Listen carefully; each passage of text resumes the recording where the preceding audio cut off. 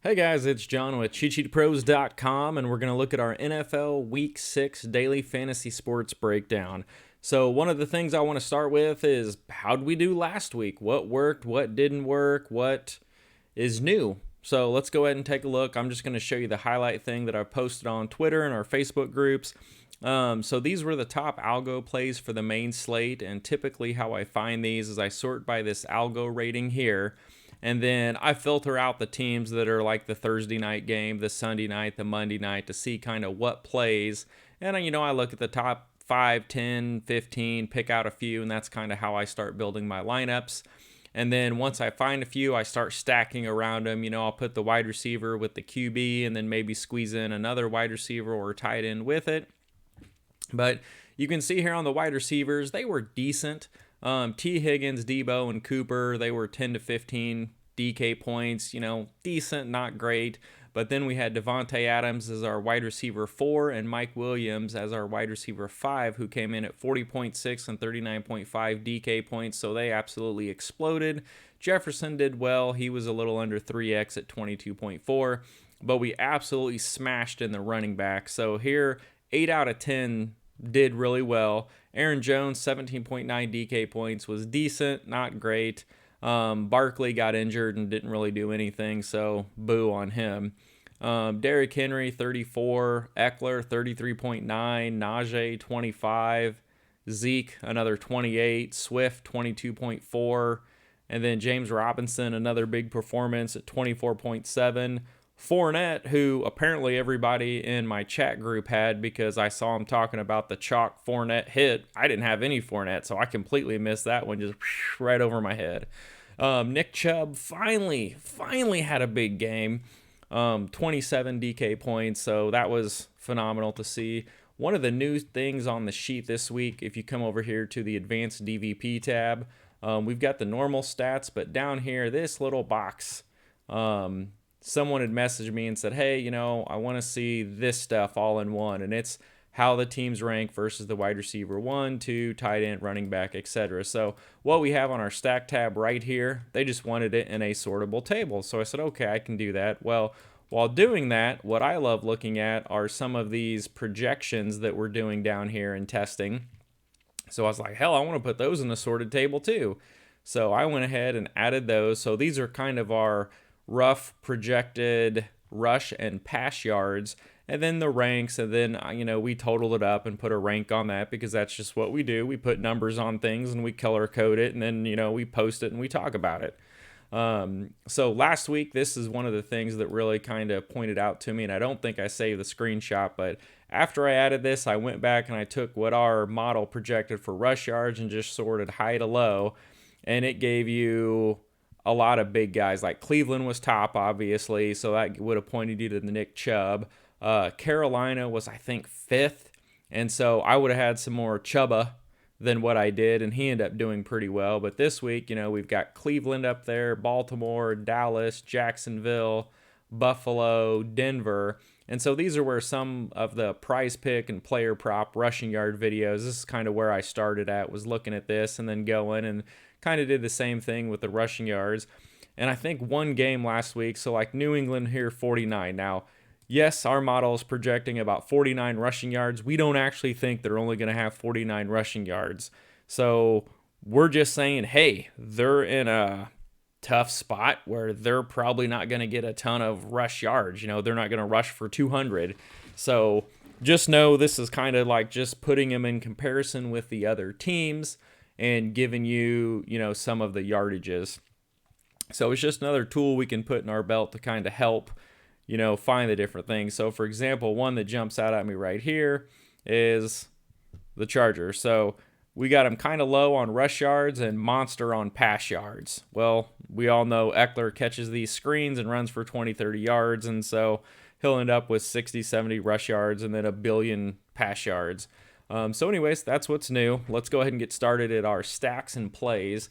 So I'm going to run over some of the stacks I put in the article, and I think last week, let me see if I still have it. So last week, one of the cash stacks that we had, oh, no, I didn't save it in there, sorry. So I guess I could have just went the article. So on the article last week, one of the cash stacks that we had was Joe Burrow, Jamar Chase, Devontae Adams, and we had one more Bengal in there. I think it was T. Higgins. And I thought that thing was going to win a GPP. So we found it as a cash game stack on our quick stack tab. But once Jamar Chase caught that bomb and a touchdown and Adams went over 10 catches, I was like, oh my gosh, this thing's got to be just absolutely murdering. Well, the problem is, who do I have in the flex? I had Laviska Shenault in the flex, who pretty much gave me a 0 until like one of the last plays of the game. So it ended up cashing, but not doing really well, but it was pretty exciting. So as always, when we start, we're going to look at some stacks and then look at some individual players. So this is our quick stack tab on the cheat sheet. Let me make sure you can see it. And did I get rid of my... Yep, I closed my DK window. Okay, just checking. So when you're on here, you've got your QB and then 2 offensive positions and a defensive position. So it's defaulted to wide receiver 1, wide receiver 2, opponent wide receiver 1. And what's fun about this is, we can sort this by the cost of the stack. So we can say, hey, what's most expensive, which we usually don't give a shit about. We want to see what's cheap. So we can say, hey, what are the cheapest stacks I can do with a wide receiver 1, 2, and opponent wide receiver 1? Well, boom, here you go. This is going to give you some stacks. If you want to see projections and you want to see value per dollar, okay, well, these are going to give you the best stacks, and just look at the prices and say, okay, Dak is 25-1 for the stack, but I can go down here to Wentz for 20,100. So that gives you a good projection. A sneaky one is this average target. So our target tab that we have over here shows all the targets each week, totals, games, all these other stats. You can come over here and sort by targets in this stack, just per average, what they average per game. And then based on the salary, you can do it per 1K of salary. So you can see these we consider kind of GPP stacks. Lots of targets turn into lots of points eventually if they don't suck. So looking at some of these, you're going to get a lot of really cheap stacks. So like some of them, Davis Mills, Cooks, Amendola, Pittman.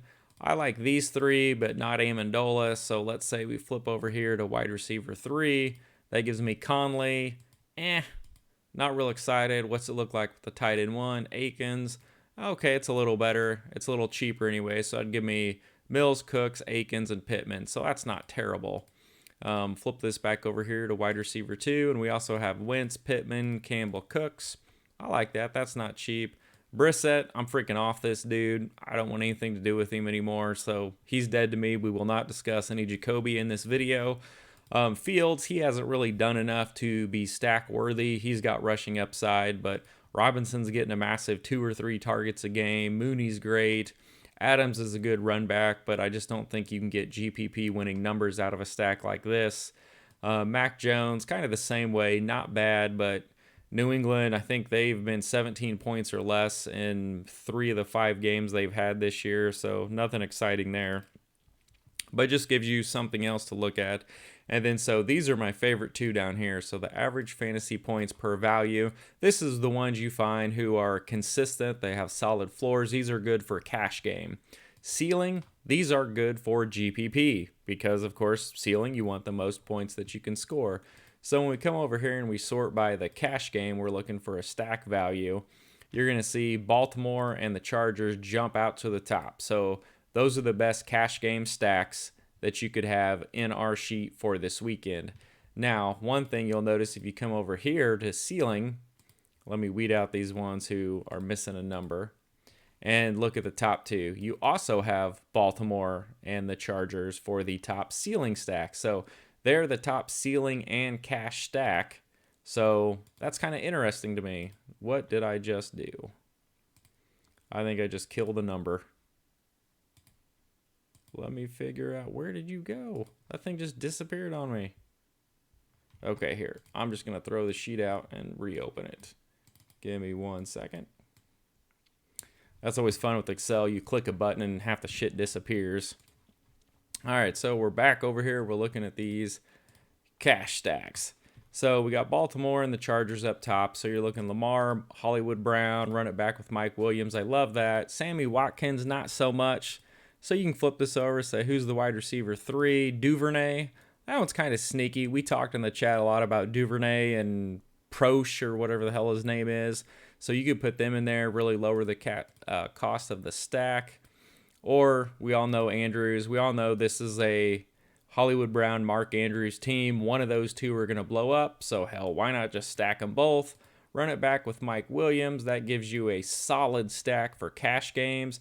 It is 26.6, so I come over here in this, and it's 53% of my cap value. So I always put how much you have left on DK out of the $50,000 salary. If you use, up here you can see, assuming a $2,800 defense. So you can get down to 21 and punt it and get some extra money. I average 28. That way you can wiggle with it.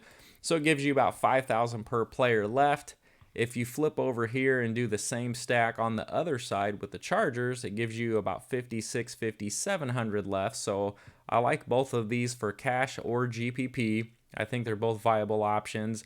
I prefer the wide receiver 2, so Keenan Allen in the Charger stack, but I prefer Andrews in the Baltimore stack. So those would be my top 2 favorite ones for the week. And look at the ceiling value on these. When you flip it over to tight end, like 6.2x and 5.75x. I mean, that's huge. Another thing that I like to do is, this is the implied team total. Come over here, sort this high to low, and just say, okay, so this is what Vegas think these teams are going to score. So these bottom ones we're not really worried about. So what in this, we'll say 24 and up, what cheap ass stacks can I get that Vegas thinks is going to do really well? So once you sort it by this, then you scroll down here for cap space, and you got 62.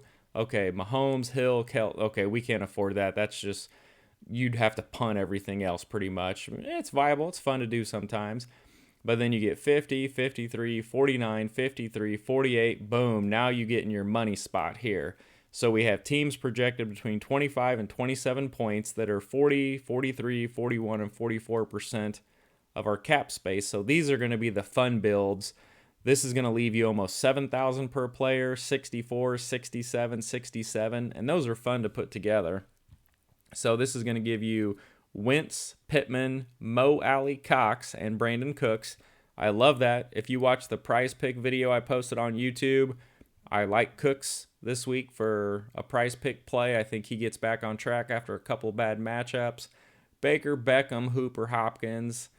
Not as excited about that one. Burrow, Chase, I like that.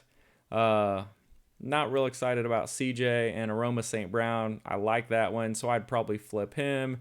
Brissett, we will not speak of. He is dead to me.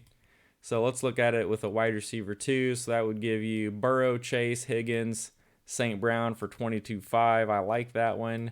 And then Pittman, Campbell, Cooks, 20,000. I like that one. That frees up a lot of money.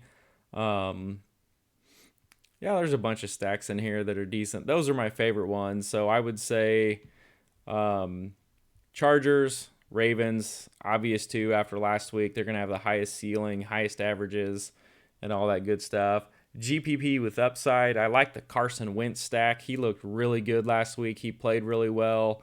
Pittman's getting a ton of targets, and Cooks should get back on track.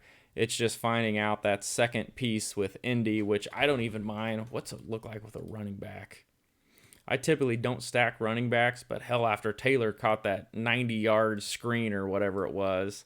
Okay, that's still not bad there. You could go Wentz, Pittman, Jonathan Taylor, run it back with Cooks for 23.3 and still have about 6,000 left and be under 50% of your salary cap. That's pretty good. And then let's see what other ones we got in here. Let's look at some stack value. Let's sort it up with the RB1s. Goff, St. Brown, Swift, run it back with Jamar Chase. That's not bad. I'd say that's GPP worthy. 45% of the cap, so that leaves you over 6,000 per.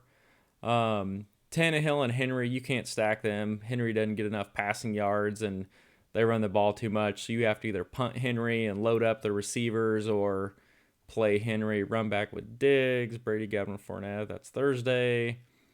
Yeah, I like this Indy win. So Indy's a good GPP stack. I also like this one. Burrow, Chase, Mixon, St. Brown. If Mixon comes back, he's got a prime matchup, and he could catch some screen balls, go to the house. That's less than 50% of your salary cap.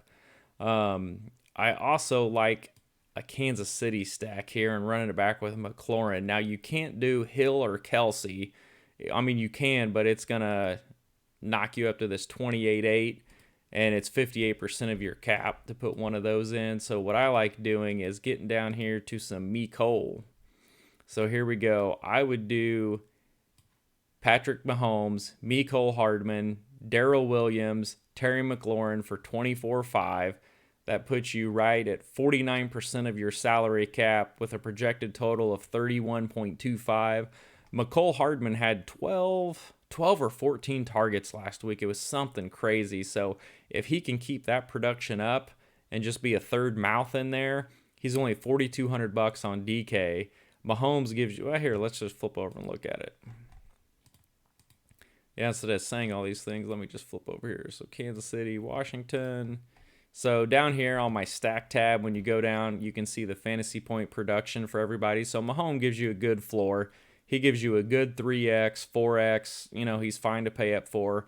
Darrell Williams, we'll see what he does. He's super cheap. I think he is $4,900. And then Tyreek is $85. Or you can go down here to Mecole for $42, who got 12 or 14 targets last week. He did pretty well. You know, he put up 16.6 DK points, so that's about 4X. You know, it's worth taking a shot on him there. I mean, look, Kelsey had 17.7, he had 16.6, and Kelsey's price tag is $7,000. Yeah, he came down a little bit, but still, $4,200 for Mecole is cheap. $4,900 for Darrell Williams, and then put him with Mahomes. I like that. And then you can run it back here with McLaurin. He would be a good one. Another sneaky play here is Deandre Carter. So I was sitting there today killing some time on the deck, and I found this thing on PFF. Let me read it to you. So it said Deandre Carter filled in as an immediate replacement for an injured Curtis Samuel, running a route on 72% of the Washington football team's dropbacks and seizing 119 air yards on 7 targets. Cheap pieces are going to be needed to jam in all the studs from this game, and Carter is min price at $3,000 to help open up the floodgates. So if you want to plug him in there, Curtis Samuel I don't think is going to play this week. Min price, he got 11 points last week. He's worth a shot. You could do McLaurin and Carter. Also, there was a lot of stuff on Ricky Seals-Jones and the amount of targets he's had in the red zone. He's bound to have a 1 or 2 TD game, and it could be this week. So I love stacking this Kansas City game. And if you use these cheap pieces like Carter and Ricky Seals-Jones or one of them, you can get a Tyreek Hill or a Kelsey in there and just pretty much do a game stack on this, which our model, we have it about 52 points. We have it getting as high as in the 60s, but I think that's being a little aggressive. Both teams fairly efficient. Both offenses bad. Kansas City's putting up 420 offensive yards a game, and then both teams are just giving up an absolute shit ton of yards and a bunch through the air. So, yeah, the scoreboard could just get lit up.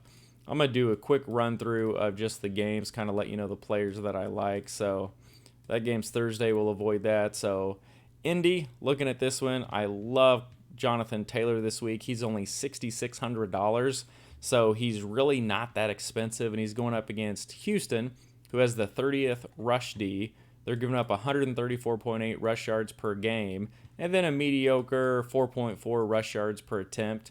And Taylor's really came on 23 and 35 DK points the last 2 weeks at 6,600. Love filling him in. As far as the game, there's not really many other people that I like. Houston's been tough against the receivers, basically because they give up so many points to the running back, so I'm not going to play anything else there. Cooks is another one that's not a bad play. We go to the Green Bay-Chicago game. Adams is expensive, but, you know, he's got a monster ceiling. Damian Williams, I don't mind. He's $5,800. He's a sub-6K running back you can plug in there. Allen Robinson is pretty much unplayable at this point until something changes. The one thing with Damian Williams is Green Bay's allowing 100% red zone touchdown rate, and Chicago's scoring at a 61.5% clip. So I think they're going to have an easier time punching stuff into the end zone here. So that's one of the reasons I do like Damian Williams, although He's probably going to be fairly chalky with most of the other rookie running backs, not rookie, that are coming over from the injured guys. Sorry, it's late for me, guys. I'm normally not up this late. Kansas City, Washington, we just talked about. Love me, Cole. Kelsey Hill, you can't play them together, but you could get one of them in there with Darrell Williams. Deandre Carter's a sneaky play at 3,000. Love McLaurin this week at 7,100 to, get 100 yards and a touchdown. I don't think that's a problem. Kansas City's given up the 28th highest red zone touchdown rate, so even if you wanted to go to Antonio Gibson at 6,500, I think he's going to have plenty of action, probably 100 all-purpose yards and a score. Carolina, Minnesota, don't have a ton of interest in this game. I really like the Carolina defense, so I'm not really playing any Minnesota players this week. Justin Jefferson at 8,000 is too expensive for me. Thielen at 5,800, there's too much risk and variance there. Dalvin Cook coming back off of an injury. I don't know how banged up he's going to be, and at almost 8,000, I don't think he's had a 3x game yet this year. Going on to the Chargers-Baltimore, love this game. Love it for a game stack. Love it for an over. I mean, anything you look at here. So you've got the Chargers, who are giving up the 32nd most rush yards per game. Well, Baltimore is a running team. They run at the 4th highest clip. And then you flip the script, and you've got Baltimore, who gives up the 28th most passing yards per game. And the Chargers are throwing at the 3rd most. So this is like two Legos fitting together just perfectly. So Baltimore and the Chargers should go bananas, which you can see our model here. We got this at 56.5. So I think that's just a astronomical number. Vegas opened it at 48. It moved to 52. So it's already moved 4 points. So you've got to love anyone DFS here. Eckler 79, solid. Mike Williams is solid, although 8,100 is a little steep of a price tag. I prefer to go to Keenan Allen down at 64. He gets in the end zone. He will pay off. And then down here, Hollywood Brown, after having those horrible drops, he did really well. Hollywood Brown, Mark Andrews at 52 are solid options. Latavius Murray's sneaky in there because they're so bad against the running backs. And then here, the fantasy point production, you can see Herbert's been solid. 30, 21, 45 points. Eckler, 22, 22, 32, 34. Mike Williams, 36, 39. He got shadowed shut down this week, so don't worry about that one. Just, wad it up, throw it away. Down here, Lamar, coming off of a 45-point game. He gives you a good floor at 74. 3X is what, 21, 22, about 23 points, and he's got 37, 20, 22, 45. So he's got a floor of about 3X, but he's got a ceiling that's just massive once he gets going. And you can see the games that he usually blows up. Marquise Brown does too. No one else besides Mark Andrews has really done much in that offense. So we like a whole bunch of those guys to play. Going down, looking at Detroit, Cincy. Nothing really excited this. It opened at 49, moved down to 47.5. We got it at 46. So not a ton of plays. Like we said earlier, we like Jamar Chase, 6,700. He's the clear wide receiver 1. I think that's cheap enough to get a lot of action. Detroit's defense, 27th pass D. Nothing to really worry about there. So I think he's going to have his production solidified. And then tough Rams defense going up against the Saquon-less New York Giants. I love a Ram stack here. That's one that didn't come up in the quick stack chart, but it's one that I have a pre-lineup built for cash games. Stafford, 6,700. He is very inexpensive. I don't mind him. I mean, the raw projection has him for 320 and 2 right off the bat, and we know he'll probably go over that. Cooper Kupp is a little expensive at 7,900 and 82 on FanDuel. It's hard for me to get up that high most of the time. I typically spend up on running backs because they're safer, they have higher floors, and then I spend down on wide receivers. But Robert Woods at 6,100 is perfect to stack with Stafford. Stafford at 67, Woods at 61. Hopefully, they've been saying all the time they want to get Woods some more looks and targets, and I think he blew up for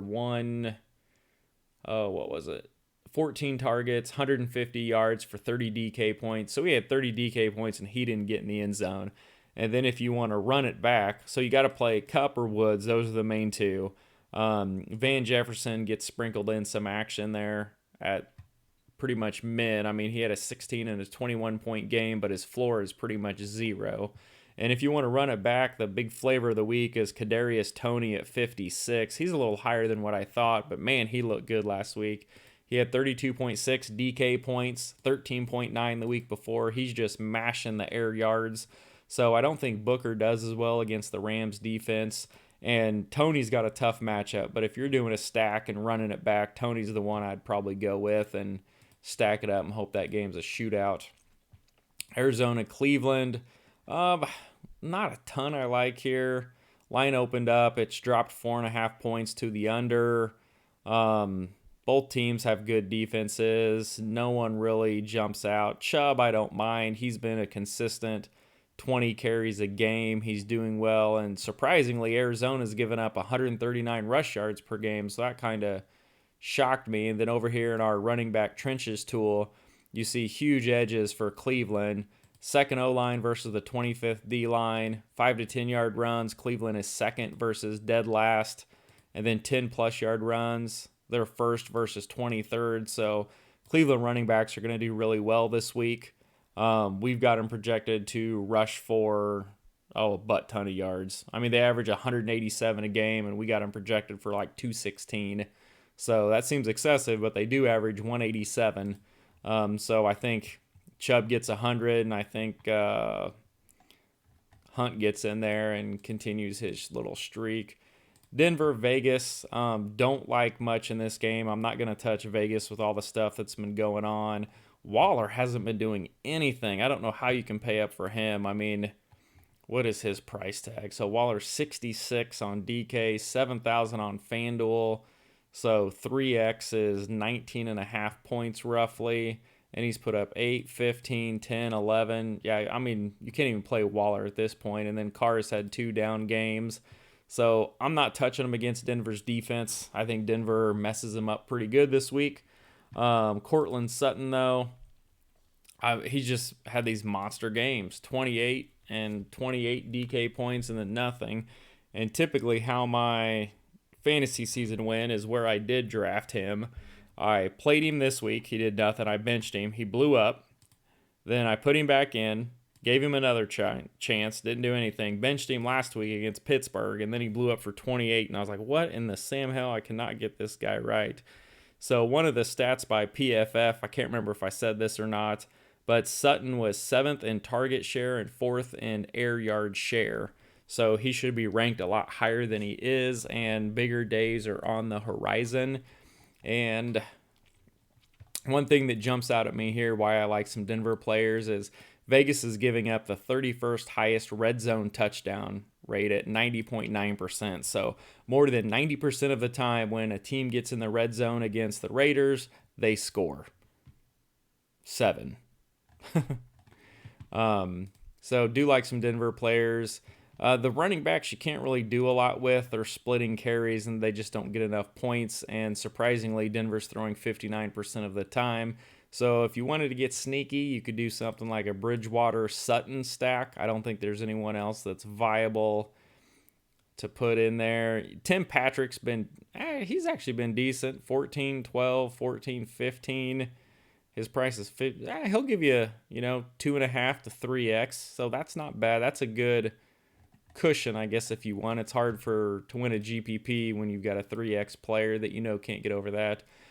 Dallas, New England, Zeke. He's been on absolute fire. I mean, 18, 27, 23, 28, and he's 7,000. So he's putting up 3x, 4x every week, no matter the matchup. So I'm not worried about it. New England's kind of middle of the road rush defense.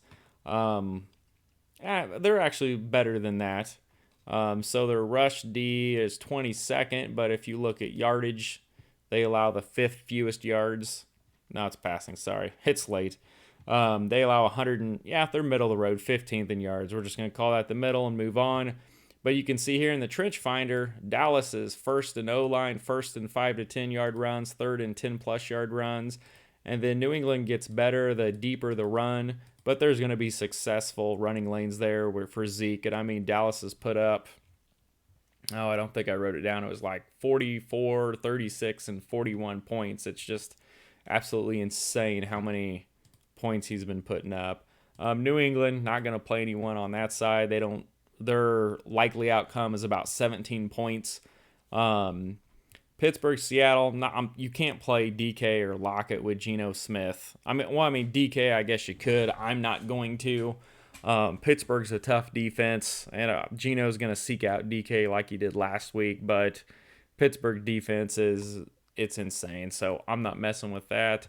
On the Pittsburgh side, like Najee's solid at 74. I love paying up for running backs, taking some cheap receivers, especially Seattle's given up. Look, it's 4.5 yards per carry, which ranks 24th, but they're also 28th in pass defense. So Roth is $5,400. You could put him, Najee, and then either Deontay or Claypool. I love Claypool at 66, putting him in lineups, especially cash games. If you can put Robert Woods and Claypool, those guys are cheap. You've got big upside GPP and good floor for cash games. DK's been pretty solid. Najee's been actually surprisingly, after his first week, everybody's worried, but 19, 30, 21, 25. He's 7,400. So yeah, he's doing 3X consistently with a little bit of upside. And then Claypool's got a couple of big games. I like him since Juju's out now. Jacksonville, Miami. This game isn't going to be on the main slate, so it doesn't matter. We'll skip over that one. And then Tennessee is going to be the late game, Buffalo, Tennessee. So this will be more of a showdown slate. This one's interesting. So just looking at this game, like our model has Buffalo by 11, 32-21. So if you're playing a showdown, I would lean taking the majority of Buffalo players. I think Derrick Henry is going to have a hard time at 9,000. I can't play him. I don't know if Julio is going to play. A.J. Brown, if he is in and Julio is not, he's likely going to see Tre'Davious White and get shut down. So I really think you need to play like a Zach Moss. Allen's got to be in that lineup, and you got to pick whatever receiver blows up, which is usually going to be Knox, Diggs, Beasley, Sanders. It's hard to pick between these guys. Losing my voice. But anyways, those are some of the stacks I like. Some of the other players without flipping through all this. Going over here, just glancing at the main tab, I like DJ Moore. So he was someone that was completely locked down last week. Oh, sorry, losing my voice. So he was completely locked down by, I think it was Slay. And Sam Darnold threw 2 picks going to DJ Moore that Slay picked him off. So Sam Darnold kind of fell down once he didn't have more to throw to and CMC wasn't in the game. But prior to that, DJ Moore had 12, 12, and 11 targets and put up 113, 126, and 79 yards. So I really like him this week. I think he's priced well. Jamar Chase, we went over. He's priced really well in that mid-range. I think, 5 for 50 is a floor for him, and then he's going to go up from there.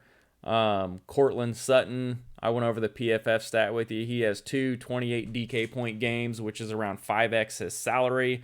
He's GPP, not cash, because his floor is 1x. But someone I like, Robert Woods, is $1,800 cheaper than Cooper Kupp. So he's someone that if they continue what they did last week, he had 14 targets for 150 yards, and he's barely over 6K. Brandon Cooks is a sub 6K receiver who has faced a couple of tough matchups. He had a rough game last week in New England. Well, we know Belichick shuts down the opponent wide receiver 1. Prior to that, he went to Buffalo, and I'm sure he probably saw a lot of Tre'Davious White. So 2 good defenses, but prior to that, he had 23, 22, and I think 21.7 DK points, and he spanned 32 targets in those 3 games. So now he gets an Indy team that's 20th in pass yards per game and ranks 25th versus the wide receiver 1. So he should have some more room to roam. Pittman's still cheap at 5.5K. He's been doing really well. He has a 4x top side and 3.5x I think is pretty good. If he does 6 for 60, that's 3.5x his salary. Mecole Hardman, He's barely over $4,000. I love him this week. He had 12 targets last week, a game that should be a shootout. He's low on the pecking order, but with CEH out, I mean, you still got Hill and Kelsey. I mean, Mecole could still get in there, and I mean, at 4,000, I mean, he only needs 12 DK points to get you 3x. Some of the running backs I like to pay up for, Eckler, Jonathan Taylor are by far my favorite two to put in there. For cash games, I love to do like Eckler, Jonathan Taylor, Zeke, and then put Ricky Seals-Jones in the tight end spot and then kind of build around from there. And then I'm doing all my normal stacks, Baltimore, Chargers, Kansas City, doing all my run backs, stacking the Rams. And I think that's pretty much how I'm going to go about my DFS weekend, but those are the plays I like. If you come in here, this is always sorted by GPP algo, and then you can kind of look and say, okay, and I color-coded the positions so you can see, who's going to come up to the top, which you can see, of course, Eckler's up here, Swift is up here, McCaffrey if he plays, Jones, Jonathan Taylor, Najee, Zeke, Darrell Henderson's another guy who's only 6,000, who's going to get 17, 18 carries. And yeah, that's pretty much it. All right, guys, it's 11 o'clock. I got to work tomorrow, and I'm going to bed. Good night.